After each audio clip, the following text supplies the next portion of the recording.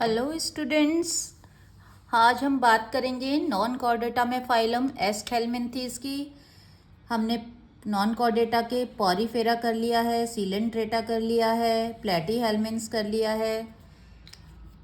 तो नेक्स्ट जो हमारा फाइलम है इसी कैटेगरी में नॉन कॉर्डेटा में जो प्लेटीहेल्मिंथीज से थोड़ा एडवांस है वो है हमारा एस्केलमिंथीज। यानी कि हमें जितने हम प्लेटीहेल्मिंथीज तक कैरेक्टर्स तक पहुंच गए थे उसके बाद अब हमें इसमें वो कैरेक्टर्स तो मिलेंगे और साथ में कुछ एडवांस फीचर्स भी देखने को मिलेंगे। क्योंकि आप सभी को पता है कि नॉन कॉर्डेटा से कॉर्डेटा में जब हम कोई भी एनिमल किंगडम या कोई भी किंगडम पढ़ते हैं तो हम जैसे जैसे एवोल्यूशन होता जाएगा तो उनकी सिंपलेस्ट फॉर्म से कॉम्प्लेक्स फॉर्म तक आते जाएंगे। तो चलिए बिना देर किए अब हम स्टार्ट करते हैं एस्केलमिंथीज। आप सभी को पता है मेरे साथ आपको क्या करना है, आप अपना पेपर पेन लेके बैठिए या फिर आइदर आप ये वीडियो सेव कर लीजिए। और नीट वाले बच्चे तो कहीं भी मिस ना करें क्योंकि इसमें मैं छोटे छोटे आपको बहुत ही इंपॉर्टेंट बताने वाली हूँ। और साथ में जो हमारे बोर्ड वाले बच्चे हैं उनके लिए ये इसलिए इम्पॉर्टेंट होगा लेक्चर क्योंकि यहाँ पे आपके छोटे छोटे डाउट्स जो आपके एमसीक्यू सॉल्व नहीं हो पाते, आपके रीजन असर्शन सॉल्व नहीं हो पाते, हम यहाँ उन सभी को क्लियर करेंगे। तो सबसे पहली बात तो जो एस्केलमिंथीज है इनको हम राउंड वर्म भी कहते हैं। जैसे कि हमने प्लेटीहेल्मिंथीज को फ्लैट वर्म्स बोला था, इनको हम राउंड वर्म कहेंगे या फिर इनको हम अदर नाम नीमेटोडा भी कहते हैं। नीमेटोडा बहुत ही इनका कॉमन नाम है जो कि आपको देखने को काफ़ी जगह अपनी एनसीईआरटी में मिलेगा। इसके अगर मैं एग्जांपल्स की बात करूँ तो टीनिया एस्कैरिस लुम्ब्रिकॉइडस, एस्कैरिस इसका जो एस्कैरिस रिप्रेजेंटेटिव ऑर्गेनिज्म है उसके बेस पर ही इसका फाइलम का नाम हमने दिया है एस्केलमिंथीज। एस्कैरिस लुम्ब्रिकॉइड्स मिलेगा यहाँ पे हमें। उसके बाद अगर आप और चाहते हैं कि मुझे राउंड वर्म के नाम याद हों तो आप वुचेरिया, मैं इसलिए बता रही हूँ क्योंकि 12th में जब आप आएंगे तो आपको वुचेरिया भी पढ़ना पड़ेगा।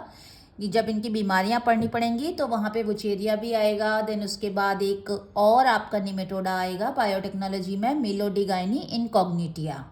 तो ये भी आपको याद रखना है क्योंकि ऐसा नहीं होता कि नीट में आपके क्वेश्चंस आएंगे तो ये अलग आएगा एस्केलमिंथीज और वो मेलोडिगाइनी।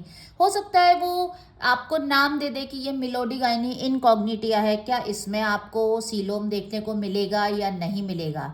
तो हुआ ना आपका, आप ये नहीं कह सकते कि भाई हमें तो बाहर से क्वेश्चन आ गया नीट में। नहीं, क्वेश्चन बाहर से नहीं आया, क्वेश्चन घुमा फिरा के आया है तो आपको उसके सारे फैक्ट्स क्लियर होने चाहिए, राइट।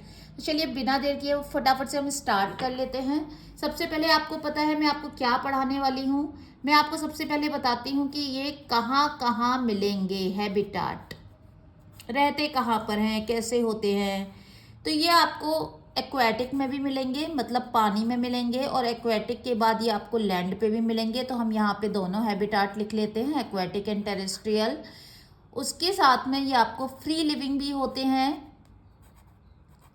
और ये साथ में पैरासाइट भी होते हैं। इसके बहुत सारे ऑर्गेनिज्म जो हैं वो पैरासाइट हैं और ज़्यादातर आपके एंडो पैरासाइट हैं। तो अब जब ये एक्वेटिक है, टेरेस्ट्रियल है, फ्री लिविंग है और पैरासाइट है, तो अब इनके एस्केलमिंथीज के मोटे मोटे कैरेक्टर्स क्या हुए। तो इनके जो मोटे मोटे कैरेक्टर्स हैं जो कि आपको याद रखना है, जिनको मैं एक लाइन में आपको सबसे पहले बता देती हूँ।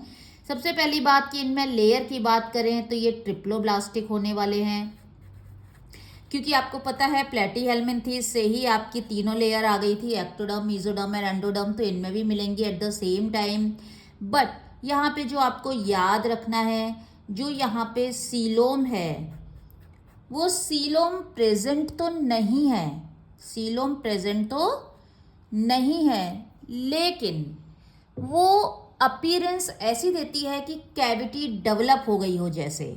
तो इसलिए इनको कहते हैं स्यूडोसीलोम, इनके पास होता है। तो ये स्यूडोसीलोम है इनके पास, स्यूडोसीलोमेट कह लीजिए। आपको सभी को पता होगा कि जब स्यूडोसीलोम होती है तो जो मीजोडर्म होती है वो एंडोडर्म को और एक्टोडर्म को प्रॉपरली कवर तो नहीं करती है, लेकिन वो पाउचेस की फॉर्म में रहती है। जैसे कि मैं यहाँ पर अगर आपको बताऊँ तो ये सपोज एक्टोडर्म हो गई, ये गट वॉल हो गई, ये एंडोडर्म हो गई आपकी। तो यहाँ पे जो मीजोडर्म को मैं पर्पल कलर से बना रही हूँ तो मीजोडर्म यहाँ पे और यहाँ पे कवर नहीं करेगी, ये मीजोडर्म ऐसे पाउचेस की फॉर्म में हो जाएगी।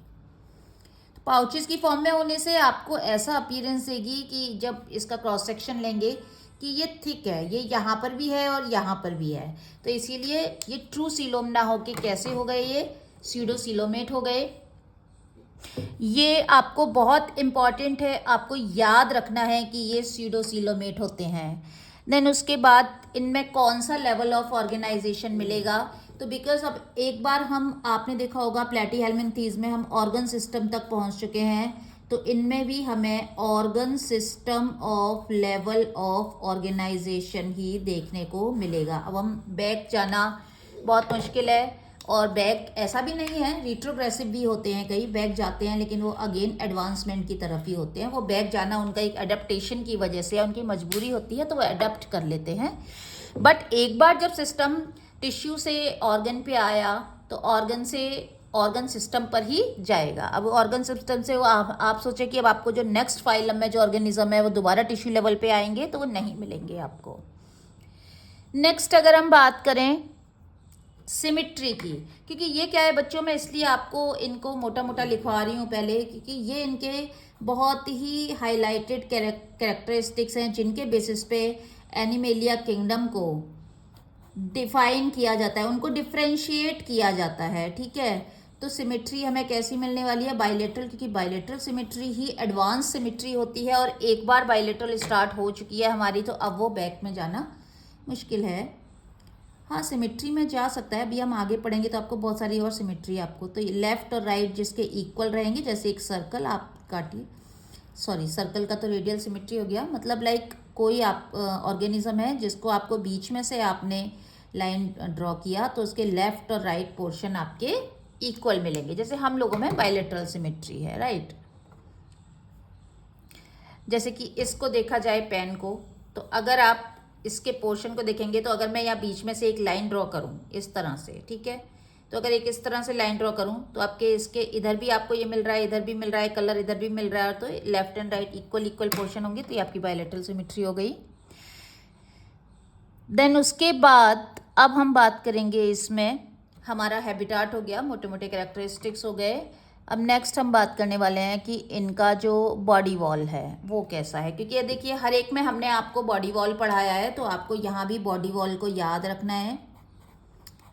बॉडी वॉल का मतलब कि अगर किसी ऑर्गेनिज्म को आप उसकी स्किन को अलग करेंगे तो आपको क्या क्या लेयर्स उसमें मिलने वाली हैं एक के बाद एक, दैट इज़ बॉडी वॉल। तो इनकी जो बॉडी वॉल है बच्चों, उसमें हमें सबसे बाहर तो मिलेगा क्यूटिकल, क्यूटिकल थिक होता है, एक थिक क्यूटिकल की कवरिंग मिलेगी। क्यूटिकल के अलावा नेक्स्ट हमें जो मिलेगी इनकी, वो मिलेगी हमें एपिडर्मिस, और इनकी एपिडर्मिस कैसी होती है, सिंसाइटियल। सिंसाइटियल का मतलब होता है कि इनकी एपिडर्मिस की जो सेल है उसमें जो है वो सेल वॉल ना होके, जो मेम्ब्रेन है वो ना होके, उसमें एक ही पूरी बड़ी सेल है और उसी में सारे न्यूक्लियस है, मतलब मल्टी न्यूक्लिएटेड है, कहने का मतलब है कि ये मल्टी न्यूक्लिएटेड है। तो इनकी एपिडर्मिस मल्टी न्यूक्लिएटेड हो गई। एंड देन उसके बाद जो थर्ड जो है वो इम्पॉर्टेंट है, वो आपको नहीं भूलनी है। इसमें लास्ट में थर्ड अंदर की तरफ मस्क्यूलरिस लेयर आती है, मतलब ये बहुत बहुत इंपॉर्टेंट है, नीट वाले बच्चों के लिए भी ये इंपॉर्टेंट हो रहा है, प्लस ये हमारे बोर्ड वालों के लिए बहुत इंपॉर्टेंट है, क्योंकि इससे पहले आप देखिएगा मसल्स कहीं भी नहीं आई हैं, तो यहाँ पे प्रॉपर मसल्स जो फाइबर हैं वो ओरिजिन हो गए हैं। लेकिन जब भी कोई चीज़ आती है पहली बार तो आपको हमेशा मैं बताती हूँ कि वो अपनी फुल फ्लैश्ड फॉर्म में नहीं आती, वो थोड़ी प्रिमिटिव अपनी स्टार्टिंग फेज में आएगी। तो यहाँ हमें सिर्फ कौन सी मसल्स देखने को मिलेंगी, लॉन्गिट्यूडिनल मसल फाइबर, मतलब लंबाई में देखने को मिलेंगे, ऐसे लंबे मिलेंगे, ठीक है, सर्कुलर मसल आपको नहीं मिलेंगी यहाँ पे। तो ये तीन बॉडी वॉल की लेयर हो गई हैं। ये क्यूटिकल को जो निमेटोडा है ये उतारते रहते हैं और नई क्यूटिकल चढ़ाते रहते हैं अपने जीवन काल में 3 या 4 बार ये ऐसा करते हैं, जैसे सांप अपनी कैंचुली को हटा देता है, तो इसी तरह से ये 3 से 4 बार जो क्यूटिकल है वो हटाई जाती है, और इसको हम टेक्निकल टर्म है बायोलॉजी में क्या कहेंगे, मॉल्टिंग या कास्टिंग कहते हैं, ठीक है। नेक्स्ट अब हम बात करेंगे, और ये मॉल्टिंग या कास्टिंग क्यों होता है बच्चों, क्योंकि जैसे जैसे इसका शेप एंड साइज बढ़ेगा तो ये क्यूटिकल क्या है, थिक कवरिंग है। क्यूटिकल तो अब ये जैसे इसकी बॉडी है, अगर हमारी रिफिल बड़ी होगी तो इसमें से बाहर आ रही है, कहीं ना कहीं इसको पेनिट्रेट करके छेद के बाहर आ रही है। तो अगर जैसे से अंदर का ऑर्गेनिज्म जब ऐसे बढ़ता जाएगा तो क्यूटिकल उसको थिक है, वो कवर कर रही है रिजिड, तो उसको भी बड़ा होना पड़ेगा। बड़ा होने के लिए वो क्या होता है कि वो अपनी पूरी की पूरी क्यूटिकल को हटा के नई क्यूटिकल ही डेवलप कर लेता है। नेक्स्ट इसके बाद अगर हम बात करें तो इनका बॉडी प्लान कैसा होता है। इनका बॉडी प्लान देखिए, ये भी चीज़ आपको याद रखनी है। इनका जो बॉडी प्लान है, यहाँ पे अब बॉडी प्लान इनका चेंज हो गया है। यहाँ पे इनका बॉडी प्लान, अभी तक आपने कौन से बॉडी प्लान पढ़े थे, ब्लाइंड सैक बॉडी प्लान पढ़े थे। और ब्लाइंड सैक बॉडी प्लान की क्या खासियत होती है बच्चों, ब्लाइंड सैक जो बॉडी प्लान होता है उसमें आपका माउथ तो होता है लेकिन एनस नहीं होती। मतलब ये एलिमेंट्री कैनाल जो है ना आपकी, ऐसे टॉप टू बॉटम आपका ऊपर से नीचे तक माउथ होगा, लेकिन यहाँ पे आके बंद हो जाएगी। ब्लाइंड, अंधा है वो, ठीक है, उसको सिर्फ एक ही जगह से दिखाई दे रहा है, रोशनी अगर देखें तो दो होल नहीं है। बट यहाँ पे बॉडी प्लान ब्लाइंड सेक ना होके यहाँ पे आपका ट्यूब विद इन ट्यूब होती है। जैसे कि आपका ये जो पेन है, ये पेन की बॉडी है और इसके अंदर, पेन की बॉडी के अंदर रिफिल डला हुआ है, तो एक ट्यूब के अंदर दूसरी ट्यूब डली हुई है। तो इस तरह से आपका tube within tube structure है। और जिसमें हमें ये याद रखना है, tube within tube structure का मतलब है कि इनमें माउथ एंड एनस आपको दोनों ही मिलने वाले हैं, दोनों ही प्रेजेंट होंगे। तो ये भी यहाँ पे आपको याद रखना है। अब आपके tube within tube plan ही आएंगे, बॉडी प्लान। डाइजेस्टिव सिस्टम की बात करें अगर हम, तो क्या इनमें डाइजेस्टिव सिस्टम होना चाहिए। आपको क्या दिख रहा है यहाँ पे, मैंने एस्कैरिस का जो डायग्राम बनाया है यहाँ पे गौर करिए। यहाँ पे क्या दिख रहा है, क्या मैंने आपको एलिमेंट्री कैनाल, फेरिंग्स, माउथ ये दिखाए हैं? बिल्कुल। यहाँ पे आप देखिए, ये जो ब्लू कलर से मैंने दिखाया है ये इसकी एलिमेंट्री कैनाल, इंटेस्टाइन लिखा हुआ है ना, ये इसकी एलिमेंट्री कैनाल है।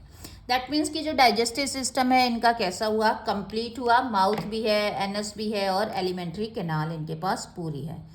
दैट मीन्स ये कंप्लीट डाइजेस्टिव सिस्टम रखते हैं। इनका जो माउथ है, यहाँ आप डायग्राम में देखिए, इस वाले डायग्राम पे गौर करिए। इनका जो माउथ है उसमें सेंसिटिविटी सबसे ज़्यादा होती है। तो सेंसरी लिप्स होते हैं और वो 3 होते हैं नंबर्स में। जैसे हमारे में लिप्स 2 होते हैं, आप गौर करिएगा हमारे में भी अगर सबसे ज़्यादा सेंसिटिव जो एरिया है ना बॉडी का, जहाँ पे स्किन सबसे ज़्यादा सेंसिटिव, तो आपका माउथ वो आपका पार्ट होगा। तो 3 लिप्स होते हैं। उसके बाद इनमें आपको फेरिंग्स दिख रही है, बिल्कुल फेरिंग्स मिलेगी यहाँ पे आपको। अब याद क्या रखना है आपको वो मैं बताती हूँ।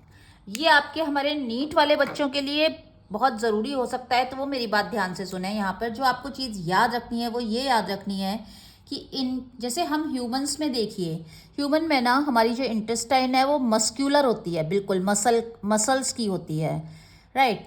और जो फेरिंग्स है वो भी मसल की होती है। लेकिन हमारे एस्कहेलमिन्थीज के पास इंटेस्टाइन मस्क्यूलर नहीं है। वो कैसी है बच्चों, नॉन मस्क्यूलर लेयर है, उसमें आपको मसल्स नहीं मिलेंगी, ठीक है। तो मसल्स एब्सेंट हैं। कहाँ पे एब्सेंट है, बिकॉज इनकी बॉडी में मसल्स प्रेजेंट है ना, हमने बोला ना बॉडी वॉल में इनकी में लॉन्गिट्यूडिनल मसल है, बट इनकी इंटेस्टाइन जो होगी उसमें मसल नहीं होगी, इसलिए ये पढ़ना यहाँ पे ज़रूरी हो जाता है। अच्छा एक बात बताइए, अभी तक क्या डाइजेस्टिव सिस्टम कंप्लीट आ रहा था पॉरीफेरा, सीलेंट्रेटा, प्लेटीहेल्मिन्थीज में? बताइए जल्दी, क्या डाइजेस्टिव सिस्टम कंप्लीट था? क्या हमें इंटेस्टाइन मिल रही थी? और इंटेस्टाइन थी तो वो कैसी थी, क्या वो मस्क्यूलर थी या नॉन मस्क्यूलर थी? जिन भी बच्चों को इसमें कन्फ्यूज़न हो रहा है, आप ज़रूर मेरा पीछे वाला लेक्चर लगाएं, आपके सारे कन्फ्यूज़न दूर हो जाएंगे। तो ये आपका बहुत ही इम्पॉर्टेंट पार्ट हो सकता है यहाँ पे। लेकिन मैंने क्या कहा, इंटेस्टाइन तो नॉन मस्क्यूलर है, बट इसका जो फेरिंग्स है वो ह्यूमंस की तरह ही है। वो कैसा है आपका, फेरिंग्स आपका मस्क्यूलर होने वाला है, राइट। तो फेरिंग्स यहाँ क्या लिख देंगे, फेरिंग्स में मसल प्रेजेंट है। रेस्पिरेशन की बात करें बच्चों, तो respiration simple general body surface के थ्रू ही हो जाएगा। बहुत ज़्यादा इनमें रेस्पिरेशन के लिए ऐसा कुछ आप सोचें कि बहुत ज़्यादा आपको स्ट्रक्चर्स मिलेंगी लंग्स जैसा, ऐसा कुछ नहीं है इनमें। इनका रेस्पिरेशन जनरल बॉडी सरफेस के थ्रू होने वाला है, और वही जनरल बॉडी सरफेस के थ्रू होगा तो यहाँ पर आपका डिफ्यूज़न होगा।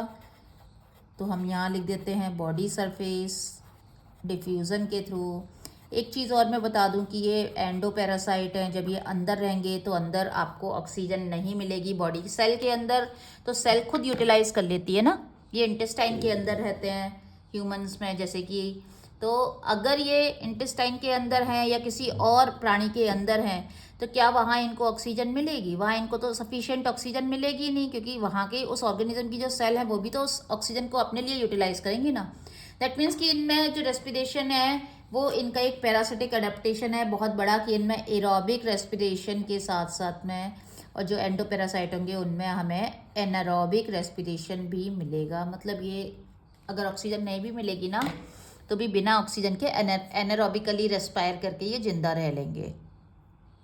सर्कुलेशन की बात करें तो इनमें सर्कुलेटरी सिस्टम हमें बिल्कुल नहीं मिलने वाला है। तो सर्कुलेटरी सिस्टम बच्चों इनमें एब्सेंट है। यहाँ मैं इसको कट कर देती हूँ बिल्कुल। अब आप बात करेंगे, जब सर्कुलेटरी सिस्टम की बात चली है तो दूर तलक जाएगी। तो चलो दूर की बात कर लेते हैं कि भाई जब सर्कुलेशन नहीं है तो फिर इनमें कैसे आदान प्रदान होता है, एक्सचेंज, सर्कुलेटरी सिस्टम का काम कौन करता है? तो होता क्या है कि यहाँ पे ये जो सीडोसिलोम है इसमें जो फ्लूइड भरा रहता है, ठीक है, सीडोसिलोमिक फ्लूइड, वो फ्लूइड ही इनका सर्कुलेशन का काम करता है, प्लस साथ में वो फ्लूइड ही इनका स्केलेटन का काम कर देता है। अब आप कहेंगे मैम एक फ्लूइड स्केलेटन का काम कैसे कर सकता है? तो जस्ट इमेजिन, एक सिचुएशन मैं आपको देती हूँ। देखिए स्केलेटन क्या करता है, स्केलेटन आपको एक्सटर्नल शॉक इंजरी से बचाता है, आपके इंटरनल ऑर्गन को आपको प्रोटेक्ट करता है ना। तो यहाँ इसका काम कौन कर रहा है? आप इमेजिन करिए कि आपने है ना एक बॉल है, बहुत ही डेलिकेट है, लाइक ग्लास की बॉल सपोज ले लो, ठीक है। आपने ग्लास की बॉल ले ली, अब उस ग्लास की बॉल को आपने ऐसे ही ज़मीन पे किया तो वो टूट जाएगी। लेकिन अब अगर सपोज करिए उस ग्लास की बॉल को आपने किसी फ्लूइड के अंदर डाल दिया, ठीक है, पानी के अंदर ही डाल दो सपोज, या शहद के अंदर या किसी भी फ्लूइड के अंदर डाल दिया पानी में, और फिर उसको नीचे गिराया, तो बहुत ही कम चांसेस है कि वो ग्लास की बॉल टूटेगी। क्यों? क्योंकि सारा जो शॉक और जर्क है उसको कौन सहन कर लेगा? फ्लूइड। तो इसी तरह से जो इनका स्केलेटन सिस्टम है वो आपका कैसा होता है? हाइड्रोस्केलेटन। ये इससे पहले भी उनमें क्या मिल रहा था हमें? उससे पहले भी हमें हाइड्रोस्केलेटन सिस्टम ही मिल रहा था। तो हाइड्रोस्केलेटन सिस्टम को आप ऐसा कमज़ोर मत समझिए, ये स्केलेटन सिस्टम तो बहुत ही अच्छा है। इसमें तो बल्कि आपके बोन्स नहीं है तो फ्रैक्चर होने की पॉसिबिलिटी भी नहीं है भाई। हमारे स्केलेटन सिस्टम में तो एक बार को ज़्यादा तेज़ झटका लगा तो बोन्स, हड्डियाँ, हेयर लाइन क्रैक आ गया, फ्रैक्चर हो गया। या क्या पानी से भरे हुए आपने किसी भी बॉल को आप नीचे डालेंगे, क्या डैमेज होगा पानी का? पानी में तो बहुत बायंसी और फ्लूइडिटी बहुत ज़्यादा है। तो ये तो आई थिंक इसमें तो इसको फ्रैक्चर जैसा प्रॉब्लम ही नहीं देखने को मिलेगा। तो बहुत स्ट्रांग होता है हाइड्रोस्केलेटन सिस्टम। देन इसमें कोई भी अपेंडेजेस नहीं होते, मतलब कि आप यहाँ पे एपिडर्मिस से निकलते हुए कोई ऐसा बॉडी के कोई पार्ट देख रहे हैं जो ऐसे हाथ पैर या कुछ ऐसे करें? नो। इनकी बॉडी को आप कोई भी क्लियरली हेड टेल में ऐसे डिस्टिंक्ट नहीं कर सकते कि हेड बॉडी टेल इस तरह का नहीं है। बट हाँ, जो इनका लास्ट वाला जहाँ पे एनस मिलेगा वो इनका टेल वाला पोर्शन हो जाएगा, और जहाँ पे लिप्स मिलेगा उसको आप माउथ वाला पोर्शन है उसको आप हेड जैसे कंसीडर कर सकते कि भाई हाँ ये हेड वाला, ये ऊपर वाला पोर्शन है, ये नीचे वाला पोर्शन है, बिकॉज माउथ और एनस मिल रहे हैं ना यहाँ पे, इसलिए। नर्वस सिस्टम को अगर मैं बताऊं तो इनके पास नर्वस सिस्टम, अब बिकॉज एक बार आ चुका है ना आपका नर्वस सिस्टम, तो अब यहाँ जाने से तो रहा। तो नर्वस सिस्टम इनका सर्क्यूमफेरेंजियल रिंग की फॉर्म में होता है। यहाँ पे आप देखिए मैंने यहाँ पे सर्क्यूमफेरेंजियल रिंग, मतलब फेरिंग्स के चारों तरफ लपेटे हुए एक्सॉन्स हैं, तो ये सर्क्यूमफेरेंजियल रिंग है। आप सर्कमफेरेंजियल रिंग को छोटा मोटा आपका रिंग है, मतलब वहाँ पे सबसे ज़्यादा कनेक्टिविटी है एक्सॉन डेंड्रॉन, तो इसका मतलब इसको आप ब्रेन की तरह से कंसीडर भी कर सकते हैं। ऐसी ही रिंग आपको जब अर्थवॉर्म जिन जिन लोगों ने किया होगा डाइसेक्शन, तो वहाँ पे भी आपको देखने को मिलती है नर्व रिंग। एक्सक्रीटरी सिस्टम की बात करें, छोटे एनिमल हैं, बहुत ज़्यादा इनके पास ऐसा तो है नहीं कि बहुत ज़्यादा क्वांटिटी में वेस्ट प्रोड्यूस होगा, इनका एक्सक्रीट्रा प्रोड्यूस्ड होगा। तो ये भी कैसे होते हैं बच्चों, ये भी अमोनोटैलिक होते हैं। अमोनोटैलिक है, प्लस यहाँ पे आप सभी को एक एक्सक्रीटरी पोल नज़र आ रहा है, किधर की तरफ है, माउथ वाले के साइड ही है, एनएस की तरफ नहीं है। यहाँ पे आप देखिए एक्सक्रीटरी पोल है, इसके थ्रू ये रिलीज कर देते हैं अमोनिया को। एक जो आपको इम्पॉर्टेंट चीज़ मैं आपको बताती हूँ, हमारे नीट वाले और जो और भी कोई कंपटीशन अगर यहाँ बच्चे दे रहे हैं और वो भी इस वीडियो को अगर देख रहे हैं, तो वो उनके लिए भी ये बहुत इंपॉर्टेंट होने वाला है कि यहाँ पे एक एच जैसी, एच बनता है ना इंग्लिश में लेटर, ऐसे एच शेप सेल्स होती हैं, और इन सेल्स को हम कहते हैं रेनेट सेल्स।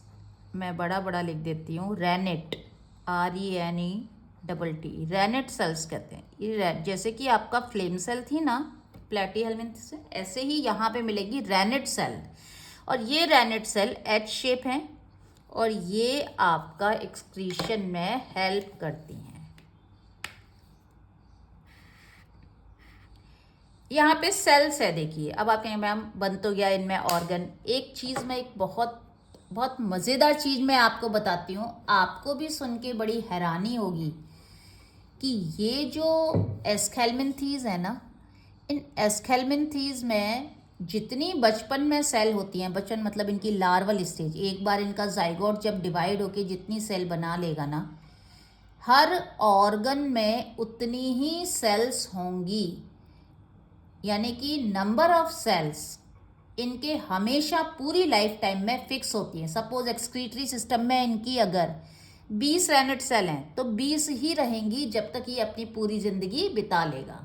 तो लेकिन क्या आपने कभी ऐसा किसी भी और ऑर्गेनिज्म के साथ देखा है? नहीं। जैसे जैसे वो ग्रो करता है उसका नंबर ऑफ सेल उसका ऑर्गेनिज्म का डिफरेंट होता जाता है, ठीक है, घटेगा बढ़ेगा व्हाटएवर जो भी है। तो यहाँ पे ये कंडीशन बहुत ही इंपॉर्टेंट है, और इस वाले प्रोसेस को हम कहते हैं कि जब आपकी नंबर ऑफ सेल्स शुरुआत से लेके उसके जीवन काल में एंड तक जब फिक्स हैं, बिल्कुल नहीं बदल रही हैं, तो इस प्रॉपर्टी को हम कहते हैं यूटिली।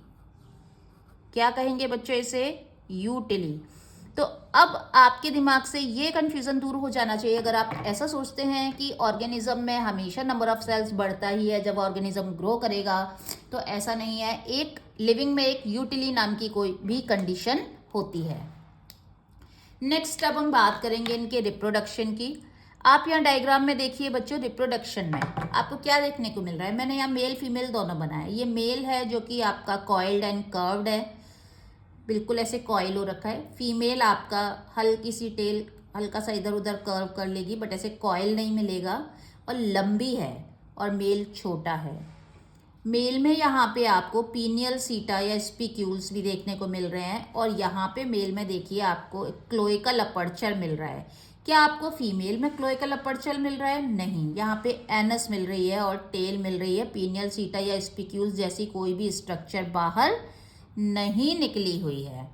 तो मतलब ये कॉपुलेशन के लिए हो गया ना, पेनिस जैसा। पीनियल सीटा मतलब पेनिस जैसा काम करने वाले जो फाइबर्स हैं, बहुत ही पतले पतले बारीक बारीक एकदम। सीटा मतलब बहुत ही थॉर्न मतलब कड़े एकदम कांटे के माफिक।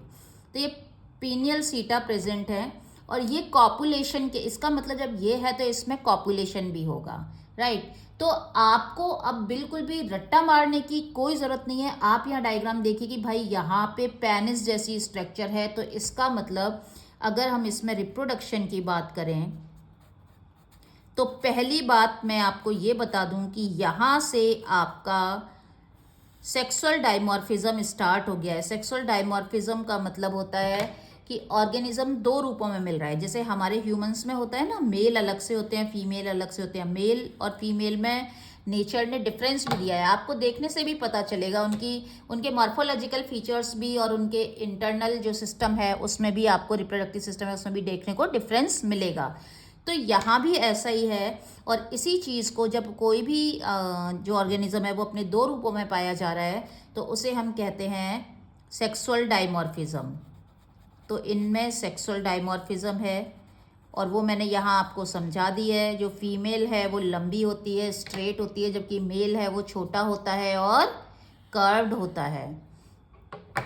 मेल के पास में क्लोएका है। अब आपके दिमाग में सवाल आएगा, मैडम ये क्लोएका और ये एनस, आपने तो कहा था कि भाई ट्यूब विद इन ट्यूब है तो माउथ और एनस मिलेगा, इसका एनस कहाँ गया? बच्चों, जब जहाँ से रिप्रोडक्टिव पार्ट, ठीक है, जहाँ जो ऐसा पोर, जो ऐसा होल, छेद, पोर जो कि आपका रिप्रोडक्शन के लिए भी काम आए और आपका एक्सक्रीशन के लिए भी काम आए, ठीक है, और किसके लिए काम आए? एक्सक्रीशन के लिए भी काम आए, राइट। तो ऐसे हम पोर को कहते हैं रिप्रोडक्टिव पोर प्लस एक्सक्रीटरी, अपना वेस्ट मटेरियल निकालने के भी काम आए, मतलब एनस का भी काम करे, जो आपका एनस का भी काम करे, तो उसको हम कहेंगे क्लोएका। क्या कहेंगे? क्लोएका। तो अब आपको कोई कंफ्यूजन नहीं होना चाहिए कि आपका एनस और रिप्रोडक्शन दोनों का काम करे, वो आपका क्लोएका हो गया। इसके बाद नेक्स्ट आपका एक्सक्रीशन की जगह आप इसको एनस ही कर लीजिए, बिकॉज एक्सक्रीशन और एनस जो है वो आपका अनडाइजेस्टेड वेस्ट रिमूव करता है और एक्सक्रीशन तो आपकी बॉडी में मेटाबॉलिक वेस्ट को रिमूव करता है। तो यहाँ पे बेस्ट क्लोएका की डेफिनेशन रिप्रोडक्शन प्लस एनस, जो एनस का भी काम करे और रिप्रोडक्शन का भी काम करे, यानी कि जो स्पर्म को भी बाहर निकाले और जो आपका जो डाइजेस्टेड वेस्ट है, अनडाइजेस्टेड यानी कि आपका फूड है, उसको बाहर निकाले। और इनमें ये जो एस्केल्मिंथीज होते हैं ना बच्चों, इनमें यहाँ पे मैंने आपको एक्सक्रीटरी सिस्टम पढ़ाया ना, ये अमोनिया रिलीज करते हैं, मेटाबॉलिक वेस्ट इनका अमोनिया है, रेनट सेल होती हैं, इनका एक्सक्रीटरी सिस्टम बहुत वेल डेवलप्ड है। इसे आप बहुत छोटा मोटा मत समझिए कोई, ठीक है। रेनट सेल का एक बहुत बड़ा अच्छा खासा सिस्टम है, पूरा ऑर्गन सिस्टम। जिस तरह से हमें एक यूनिट क्या है एक्सक्रीटरी वेस्ट के लिए, हमें नेफ्रॉन्स है कि नहीं है किडनी की, तो इसी तरह से इनकी रेनट सेल है। तो आप यहाँ सेक्सुअल डायमॉर्फिज्म क्लियर हो गया, क्लोएका क्लियर हो गया। आगे बढ़ते हैं। यहाँ पे आपका इनके पास मेल के पास दोबारा से सुन लीजिए, मेल के पास एक ही पेयर ऑफ टेस्टिस होता है, वन सेट ऑफ टेस्टिस होता है, जबकि फीमेल के पास टू सेट्स ऑफ ओवरी होता है। अब मेल के पास एक है तो इसको कहेंगे, इस सिचुएशन को कहेंगे मोनार्किक सिचुएशन, और फीमेल के पास दो हैं तो इसे कहेंगे, दो ओवरीज के सेट हैं, इसे कहेंगे डाइडेल्फी, ठीक है, डाइडेल्फी सिचुएशन। और इसमें फर्टिलाइजेशन कैसा मिलेगा हमें? इंटरनल फर्टिलाइजेशन मिलेगा। भाई पीनिस है तो पीनियल सीटा है और इनमें कॉपुलेशन मिलेगा, तो ये इंटरनल फर्टिलाइजेशन मिलेगा। यहाँ कोई ये नहीं है कि यहाँ पे एक्सटर्नल फर्टिलाइजेशन, यहाँ सिर्फ और सिर्फ एक ही फर्टिलाइजेशन मिलेगा, internal fertilization. Then internal fertilization के बाद अगर हम बात करें इनका डेवलपमेंट डायरेक्ट भी हो सकता है और इनडायरेक्ट, मतलब लार्वा फॉर्म मिल भी सकती है और लार्वा नहीं भी मिल सकते हैं। इनके लार्वा का नाम बच्चों रैबिडिटी फॉर्म लार्वा है। जिनको चाहिए वो लिख सकते हैं रैबिडिटी फॉर्म, मैं यहाँ लिख देती हूँ रैबिडिटी फॉर्म। आप कैसे याद रखेंगे? मैम रैबिडिटी फॉर्म याद नहीं हो रहा, मैम रेनेट याद नहीं हो रहा, तो एस्केल्मिंथीज में दो जो स्पेशल चीजें हैं वो आर से ही स्टार्ट हो रही हैं, ठीक है, रैबिडिटी फॉर्म एंड रेनेट सेल्स। अब ये क्या है बच्चों, इनका पैरासिटिक एडेप्टेशन अगर देखो तो फिर इस तरह से क्या क्या हो गया, फर्टिलाइजेशन रैबिडिटी फॉर्म लार्वा हो गया। एग बता देती हूँ, इनके एग काइटिनस हैं, एग के ऊपर काइटिन का कवर रहता है। क्यों रहता है? बिकॉज अगेन ये एंडोपेरासाइट है, अंदर रहेगा इंटेस्टाइन के अंदर, तो बहुत सारे इंटेस्टाइनल जूसेज होंगे जो कि इसको अटैक करके इसके एग्स को, एग बहुत ही ज़्यादा इनका एक बहुत ही सिंपल सी और बहुत क्या कहते हैं बहुत ही डेलिकेट सी स्ट्रक्चर हो जाती है ना एग, तो वो एग को हार्म कर देंगे। इंटेस्टाइनल जूसेस तो बहुत हार्श हैं, वो तो सारे खाने को पचा सकते हैं, किसी को भी पचा सकते हैं, तो इसीलिए उन पे जो टफ एक कवरिंग होती है काइटिन की, जिससे उस पर कोई भी असर नहीं पड़ता है इंटेस्टाइनल जूसेस वगैरह का। अब इनके बेस्ट पैरासिटिक एडेप्टेशंस आप क्या क्या देख सकते हैं, बिकॉज बॉडी क्या हो गई है, मसल्स हो गई हैं, तो मस्क्यूलर सिस्टम होने की वजह से जब मसल्स होती है तो मसल्स बहुत फ्लेक्सिबिलिटी देता है ना, जैसे आप लाइक बिल्कुल मसल्स ही मसल्स होंगी किसी में। और स्केलेटन सिस्टम कैसा है, हाइड्रो स्केलेटन सिस्टम, पानी वाला, तो आप पानी का गुब्बारा देखिए, और पानी का गुब्बारा और जिस गुब्बारे में है वो गुब्बारा बहुत ही ज़्यादा फ्लेक्सिबल रबर का बना हुआ है, तो आप उसको कैसे भी मोड़ तोड़ सकते हैं ना, तो यानी कि ये अंदर किसी भी बॉडी के अंदर कैसे भी मुड़ तोड़ के आप जा सकते हैं, तो वहाँ पे रहने के लिए ये अडेप्टेड है। अब ये पता है कैसे रहते हैं, जो इंटेस्टाइन है ना आपकी इस तरह से पाइप लाइक स्ट्रक्चर है, तो उसके अंदर आप सोचो कि बहुत सारे धागे आपने ऐसे ऐसे नूडल्स है ना गुड़मुड़ी गुड़मुड़ी करके ऐसे बिल्कुल कॉइल्ड करके अंदर ठूंस दिए हैं, इतना ज़्यादा बढ़ जाते हैं नंबर्स में। छोटे बच्चों को इसीलिए कहते हैं कि नंगे पैर नहीं जाने देना चाहिए कहीं, और आपको अपना पूरा प्रिकॉशन रखना चाहिए, बिकॉज इनका जो इन्फेक्शन है ज़्यादातर वो आपका ओरल के थ्रू होता है, मतलब खाने पीने में आपका हो गया, या कहीं कोई आपके अगर वूंड वगैरह है वो खुला रह गया तो वहाँ से भी इन्फेक्शन हो सकता है। और एक पैरासिटिक अडेप्टेशन क्या हुआ कि एनारोबिक रेस्पिरेशन कर सकते हैं, हाई फेकेंडिटी रेट है, मतलब फेकेंडिटी का मतलब है कि एग बहुत सारे एग निकालते हैं वन टाइम में, और इसीलिए आप यहाँ देख रहे हैं ना कि आपको पता है ना कि जो टेस्टिस होती है उसकी तो पावर होती है ना बच्चों की, वो बहुत सारे स्पर्म एक बार में रिलीज करता है, तो ये स्पर्म तो बहुत सारे रिलीज करेगा, लेकिन अगर इसके बाद 2 सेट्स ऑफ ओवरी ही होंगे, तो यहाँ पे आप देखिए तो इसके पास ओवम है वो लिमिटेड ही बनेंगे ना, बट यहाँ पे ओवरी का एक से ज़्यादा सेट होने की वजह से जो ओवम है वो ज़्यादा नंबर में बन रहा है, और जब ज़्यादा नंबर में बनेंगे तो फर्टिलाइजेशन तो बहुत सारे एग्स प्रोड्यूस हो जाएंगे, तो इसीलिए ये इसी कहते हैं हाई फेकेंडिटी। हर्माफोडाइट जो कंडीशन है वो आपको यहाँ पे आपको मेल फीमेल आपको यहाँ पे अलग मिल रहे हैं, तो हर्माफोडाइट हम नहीं कहेंगे यहाँ पे आपको सेक्सुअल डायमॉर्फिज्म और मेल फीमेल डिफरेंट मिल रहे हैं आपको। इनके पास स्ट्रॉन्ग कीमो रिसेप्टर्स होते हैं, लिप्स आप देख रहे हैं ना यहाँ पे 3 लिप्स हैं, हाईली सेंसिटिव हैं, कीमो रिसेप्टर्स हैं ये इनके, ये फूड को और इनका नॉन फूड को डिटेक्ट कर सकते हैं।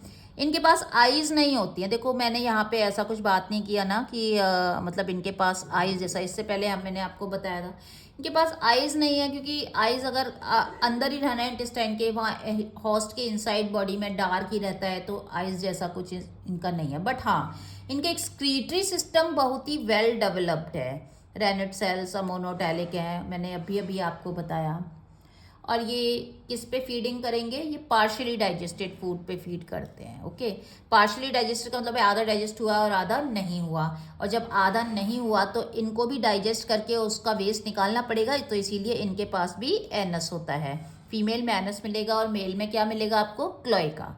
तो बच्चों इस तरह से आपका इन शॉर्ट आज मैंने एस्केल्मेंथीज आपका कवर करवा दिया है। यहाँ डायग्राम में देखिए आपको, यहाँ पे ये फीमेल का है, ये ओवरी है इसका, और यहाँ पे यूट्रस, देन ये वल्वा है, ठीक है, एनस, और ये इंटेस्टाइन यहाँ से यहाँ तक आ रही है पूरी एनस तक, ये एस्कैरिस के हैं दोनों, ये आईवर्म है, और ये आपका ट्राइक्यूरिस है। होंगे सारे कैसे की कैसे, गोल तरह के ही होंगे, गोल होंगे और बिल्कुल लंबे पतले धागे जैसे होंगे, क्योंकि ये भी एक इनका पैरासिटिक एडेप्टेशन है, हॉस्ट के अंदर रहने के लिए इनको बेस्ट सर्वाइवल स्ट्रेटजी है। तो इस तरह से बच्चों आप हमारा एस्केल्मेंथीज हो गया। नेक्स्ट लेक्चर्स में हम आगे के नॉन कॉर्डेटा की बात करेंगे। वीडियो को लाइक सब्सक्राइब एंड शेयर करना मत भूलिए, क्योंकि आपको मेरे चैनल पे धीरे धीरे आपको पूरे साल में सारी चीज़ें मिलेंगी जो कि आपके बोर्ड और नीट के लिए बहुत इंपॉर्टेंट होंगी, और फालतू की बकवास तो आपको बिल्कुल भी नहीं मिलेगी। और कुछ कुछ टॉपिक्स तो मैं बच्चों आप मेरी प्लेलिस्ट में जाके देखिएगा, वहाँ पे कुछ जो आपको टॉपिक्स हैं वो आपको हर तरीके से समझाए हुए हैं, मतलब आप देखिएगा कई कई बार तो एक एक टॉपिक मुझे लगता है कि ये अगर मुझे यहाँ पे लिख के समझाना है तो मैं राइटिंग की फॉर्म में क्लासरूम लेक्चर्स के तरह से समझाती हूँ, कई में मुझे लगता है डिस्कशन के थ्रू समझाना है, कई में मुझे लगता है नोट्स राइट। तो आपको different different kind of playlist मिलेंगी जिनमें आप जाके मेरे टॉपिक्स की क्लैरिटी को बहुत अच्छे से कर सकते हैं। आपको नोट्स चाहिए तो आप नोट्स हमारे बायोलॉजी सेल के ऐप को आप डाउनलोड कर सकते हैं यूट्यूब के बायो में, वहाँ मैंने अपना पूरा दे रखा है आपको, वहाँ से उसको आप डाउनलोड कर लीजिएगा। Thanks for today. आगे हम आगे के फाइलम्स की बात करेंगे।